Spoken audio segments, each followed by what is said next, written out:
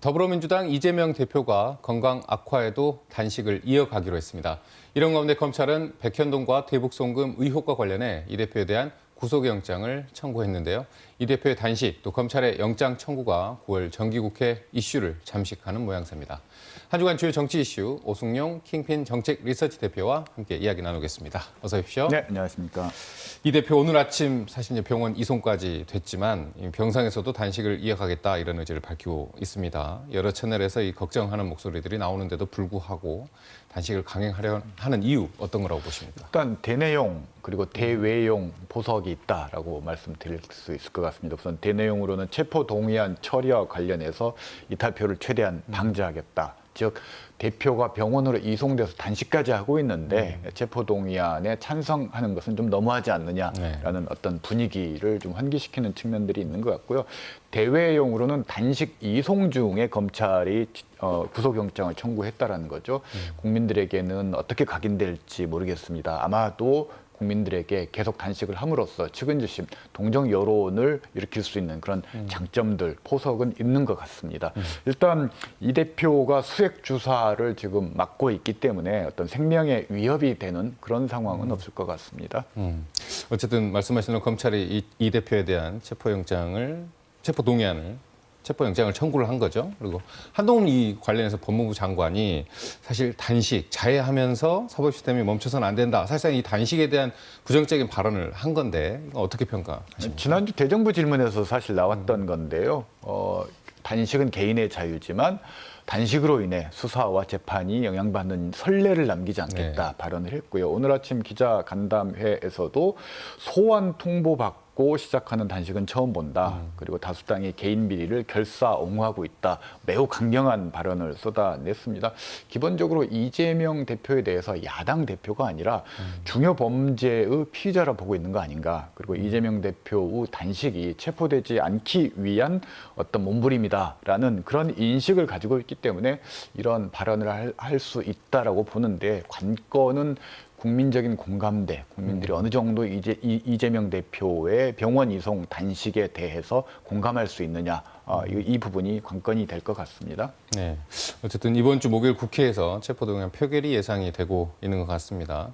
지난번엔 사실 이 대표의 체포동의안 표결이 가까스로 사실 이제 부결이 됐던 만큼 이제 이번 상황이 어떻게 될 거냐, 이게 또 민주당의 어떤 여론과도 또 맞물려 있을 것 같은데 어떻게 예상하십니까? KBS가 이와 관련해서 민주당 내부 보고서 특정 보도가 있었습니다만은 관건은 민주당 주도로 이 체포동의안이 부결되는 것에 대한 여론의 역풍 이런 부분들을 민주당 내부에서는 가장 걱정하고 있는 것 같습니다. 그래서 50명만 남겨놓고 표결에 임하는 방안 이런 것들이 있지만 사실 이건 이재명 대표의 본심과는 조금 거리가 먼 것이어서 현실화 가능성은 없을 것 같고요.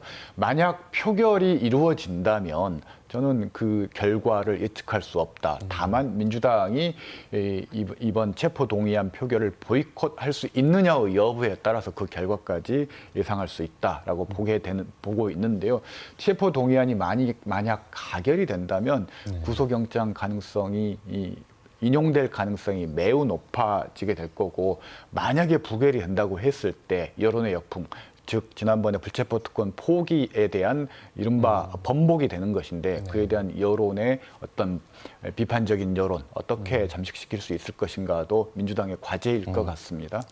어쨌든 이런 가운데 박광원 민주당 원내대표가 오늘 국회 교섭단체 연설을 가졌습니다. 윤석열 정부에 대한 강한 비판의 목소리가 주가 됐는데 좀 눈에 띄는 메시지 어떤 거 있었나요? 일단 굉장히 강도 높은 발언들을 쏟아냈습니다. 국정, 기조, 인사 모두 폐기하라 이런 얘기를 기조로 연설을 했고요. 이재명 대표에 대한 영장 청구에 대해서도 브레이크 없는 윤석열 정부의 폭주다라고 얘기를 했으며 감사원의 최근 이른바 통계 조작 의혹과 관련해서도 문재인 정권의 수사 전이대로 감사원이 전락하고 말았다라는 굉장히 강도 높은 비판 발언들을 쏟아냈습니다. 국무총리 해임 및 내각 총사퇴를 요구를 했는데요. 어제 있었던 민주당 비상의원총회에 있었던 결의사항들 대부분 반복한 내용들이어서 그만큼 민주당의 지금 내부 분위기가 심상치 않다라는 그런 분위기를 감지할 수 있고요. 이에 대해서 이제 국민의힘 쪽에서는 불체포 특권 포기 번복 상황에 대해서 내로남불 DNA가 확인됐다라는 비판적인 논평이 나오기도 했습니다. 이번엔 이낙연 전 대표 이야기를 좀 해보겠습니다. 제2의 DJ가 필요하다 이런 발언을 내놓았고 그 이후에 이제 정치 행보들을 꾸준히 이어가고 있는 것 같은데 하지만 이 대표에 대한 어떤 행보들에 대해서 좀 비판적인 목소리가 지역사회에서 좀 들리는 것 같습니다. 네, 그렇습니다. 지금 발언을 요구받고 있지만 쉽사리 발언하기 매우 어려운 상황인 것 같습니다. 20일 목포대, 21일 장성 아카데미 네. 강연이 예정되어 있는데요. 일단 제명인의 마을과 같은 어떤 이재명 대표 지지 사이트에서는 체포 동의안 표결 반대 인증 릴레이를 요구를 하고 있고 이낙연 전 대표에게도 이 반대 동료를 인증할 것을 요구하고 있는 네. 그런 상황입니다. 이에 반해서 이낙연 전 대표의 지지 사이트에서는 이재명 대표에 대한 구속영장 청구와 구속을 당연시하는 그런 글들도 나오고 있어서 민주당 내부에 이미 심리적으로는 분당 상태가 아닌가라는 우려가 들 정도로 이런 반목이 심한 것 같다라는 우려가 듭니다.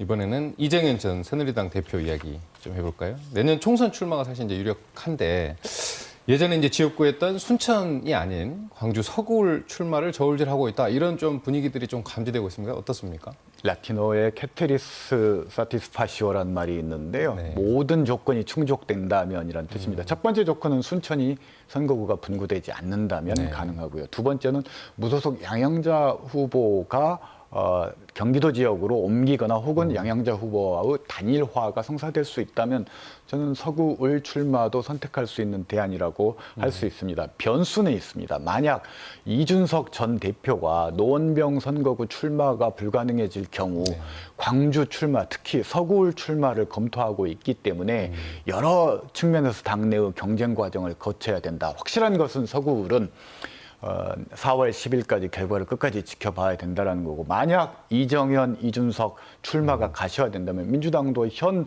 출마 후보 대신 인재 영입이나 전략 공천도 검토할 수 있는 상황이 올 수 있다라고 말씀드릴 수 있을 것 같습니다. 시흥광에서 오늘 말씀은 여기까지 듣도록 하겠습니다. 고맙습니다.